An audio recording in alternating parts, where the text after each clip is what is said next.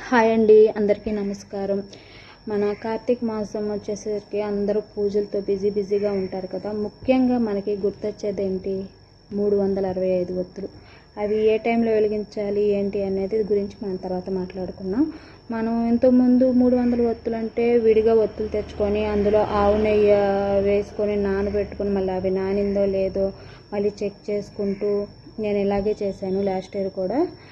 తర్వాత ఏం చేశాను, ఫస్ట్లో అయితే కొబ్బరి చిప్పలు, ఎండు కొబ్బరి చిప్ప ఉంటుంది కదా, పచ్చి కొబ్బరి చిప్పాను. కొబ్బరి తీసేసి ఆ చిప్పలో శుభ్రం చేసి పసుపు రాసి బొట్లు పెట్టి వెలిగించేవాళ్ళం చిన్నప్పుడు. మా అమ్మమ్మ వాళ్ళ ఇంట్లో ఉన్నప్పుడు నేను చిన్నప్పటి నుంచి అలా వెలిగించేవాళ్ళం. ఆ తర్వాత ప్రమిదలు వచ్చినాయి, ఆ తర్వాత మళ్ళీ పిండి దీపాలు వచ్చినాయి.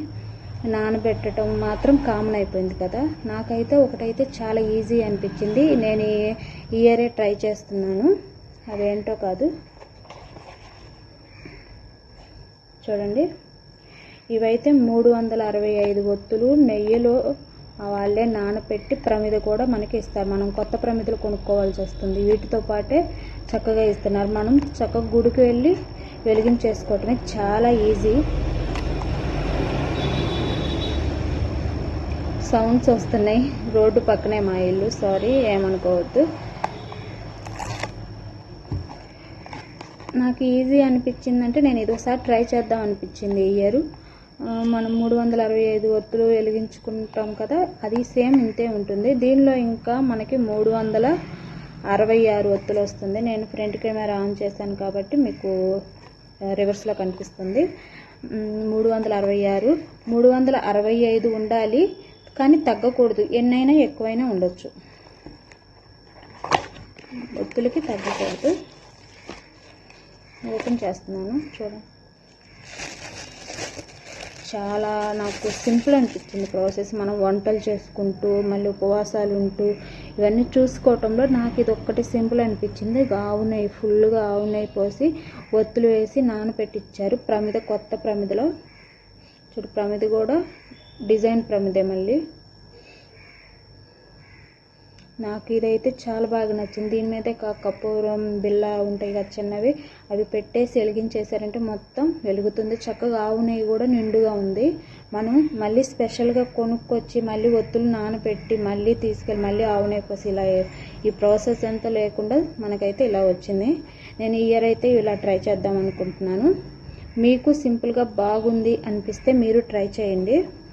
ఎక్కడైనా దొరుకుతున్నాయండి ఇవి, పెద్ద ఇది కూడా ఏం కాదు. కాకపోతే ప్యాకింగ్ వేరుగా ఉంటుంది. ఇదిగో కర్పూరం కూడా దీనిలోనే ఇచ్చేసారనమాట.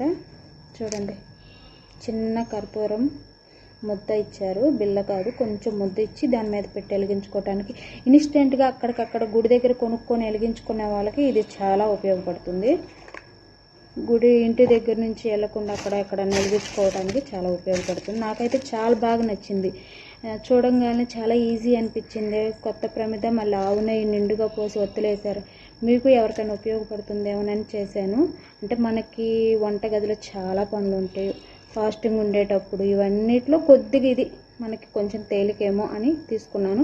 ఇలానే ట్రై చేయాలని కాదు, మీ ఇష్టం, మీరు ఎలానే ట్రై చేయండి. కాకపోతే ఇది చాలా ఈజీ ప్రాసెస్ అయిపోతుంది. మనం మళ్ళీ ఉపవాసం ఉన్నామనుకోండి, సాయంత్రం వంటలన్నీ చేసుకొని గుడికి వెళ్ళి ఇవన్నీ చేసుకునేసరికి కొంచెం ఎలా అయినా కొంచెం ఆడవాళ్ళం కదా, కొంచెం స్ట్రెస్ ఫీల్ అవుతాం. ఫెస్టివల్స్ అనగానే ఎక్కువ పనే మనకే ఉంటుంది. కాబట్టి ఈసారి ఇది ట్రై చేద్దాం అనుకుంటున్నాను. మీకు తప్పకుండా నచ్చుతుంది అనుకుంటున్నాను. మీరు ఇలాంటివి కొని ట్రై చేయండి. డైరెక్ట్గా వెళ్ళేసి ఇక దేవుడి దగ్గర పెట్టేసి వెలిగించేయటమే గుడికి వెళ్ళి సాయంత్రం. నేనైతే ఇవి వెలిగిపోతున్నాను ఈరోజు సాయంత్రం. ఈరోజు 2వ సోమవారం కాబట్టి అందరూ పూజలు చేసుకొని ఉపవాసాలు ఉండేవాళ్ళు ఉపవాసాలు కూడా ఉంటారు కదా. అందరికీ శుభాకాంక్షలు.